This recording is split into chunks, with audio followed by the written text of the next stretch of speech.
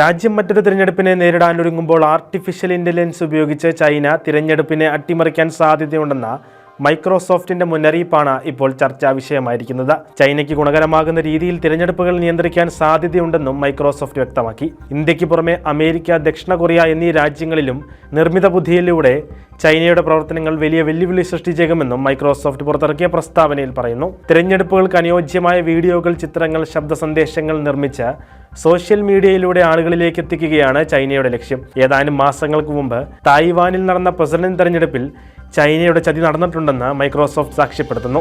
ഇന്ത്യയിലെ, പ്രത്യേകിച്ച് കേരളത്തിലെ രാഷ്ട്രീയ പാർട്ടികൾ മൈക്രോസോഫ്റ്റിന്റെ മുന്നറിയിപ്പിനെ വലിയ ഗൗരവത്തോടെയാണ് കണ്ടിരിക്കുന്നത്. സ്ഥാനാർത്ഥികളുടെ സോഷ്യൽ മീഡിയ പേജുകൾ കൈകാര്യം ചെയ്യുന്ന ടീമുകൾക്ക് അവർ ജാഗ്രതാ നിർദ്ദേശം നൽകി കഴിഞ്ഞു. ഇത്തരത്തിൽ സോഷ്യൽ മീഡിയയിൽ അസ്വാഭാവികമായ പോസ്റ്റുകൾ ശ്രദ്ധയിൽപ്പെട്ടാൽ ഏതൊരാൾക്കും പോലീസിനെ വിവരമറിയിക്കാവുന്നതാണ്.